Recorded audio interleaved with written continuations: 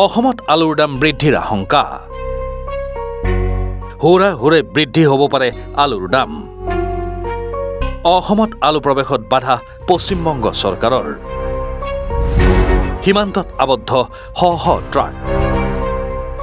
হয় অসমত আলুৰ আমদানি ব্যাহত হৈছে অসম পশ্চিমবংগ সীমান্তত আবদ্ধ হৈ আছে শ আলু ভৰ্তি ট্ৰাক পশ্চিমবংগৰ আৰক্ষীয়ে তীক্ষ্ণ দৃষ্টি ৰাখিছে যাতে আলু কঢ়িওৱা ট্ৰাক অসমত প্ৰৱেশ কৰিব নোৱাৰে বুধবাৰে সন্ধিয়াৰ ভাগত অসংখ্য আলু কঢ়িওৱা ট্ৰাক আন্তঃৰাজ্যিক সীমান্তৰ সিপাৰে অৰ্থাৎ পশ্চিমবংগৰ ভূমিত আবদ্ধ হৈ ৰয় বহু পিছত অৱশ্যে ৰৈ থকা ট্ৰাকসমূহ অসমত প্ৰৱেশ কৰিবলৈ দিয়ে হয়তো ৰাজপথতে গেলি পচি যোৱাৰ আশংকাত এই ট্ৰাকসমূহ পাৰ হ'বলৈ দিয়ে কিন্তু এতিয়াৰে পৰা আৰু ট্ৰাকসমূহক অসমত প্ৰৱেশ কৰিবলৈ নিদিয়ে পশ্চিমবংগ আৰক্ষীয়ে কাৰণ পশ্চিমবংগ চৰকাৰৰ কঠোৰ নিৰ্দেশ অসমলৈ আলু কঢ়িওৱাত বাধাৰ নিৰ্দেশ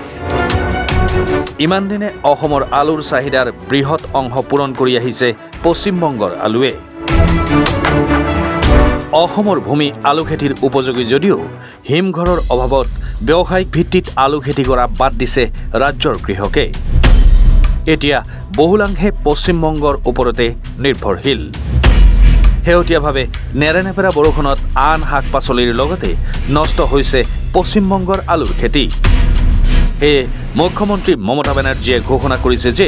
পশ্চিমবংগৰ চাহিদা পূৰণৰ পিছতহে আন ৰাজ্যলৈ আলু ৰপ্তানি কৰিবলৈ দিয়া হ'ব তাৰ পিছতে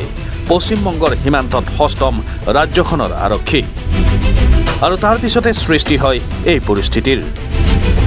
এতিয়া আলুৰ দাম বৃদ্ধিৰ শংকাত গ্ৰাহক আৰু বেপাৰীসকল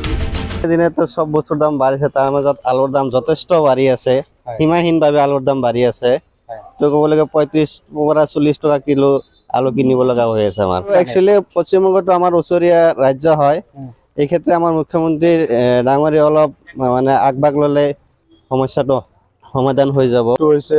ৰেগুলাৰ এটা খাদ্য আৰু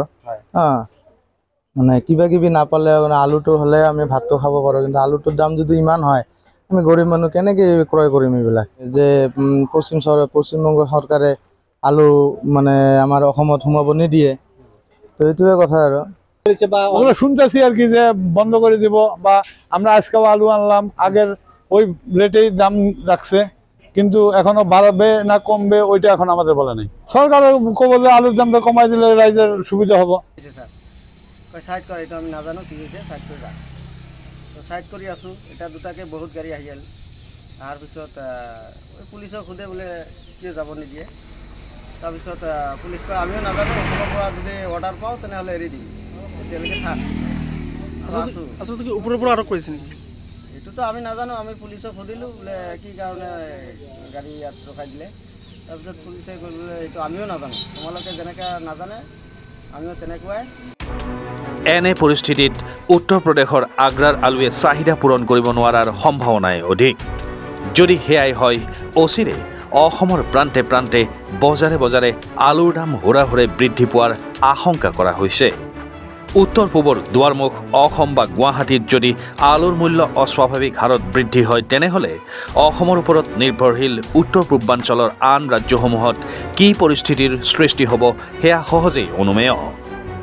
গোলকগঞ্জৰ পৰা জগত বন্ধু দাসৰ ৰিপোৰ্ট এনি ভাৰত 24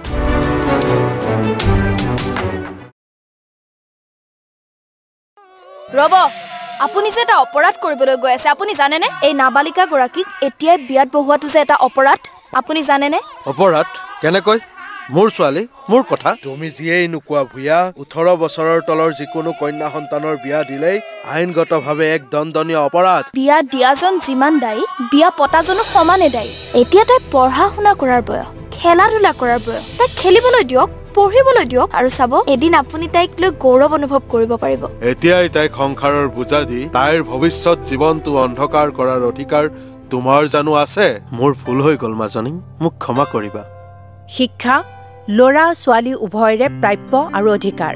আপোনাৰ কন্যা সন্তানক তাইৰ এই প্ৰাপ্যৰ পৰা বঞ্চিত নকৰাব বাল্য বিবাহ ভাৰতীয় আইনৰ দ্বাৰা বিহিত এক দণ্ডনীয় অপৰাধ এনে অপৰাধ কৰি আপোনাৰ কন্যা সন্তানৰ ভৱিষ্যত অন্ধকাৰৰ মাজলৈ ঠেলি নিদিব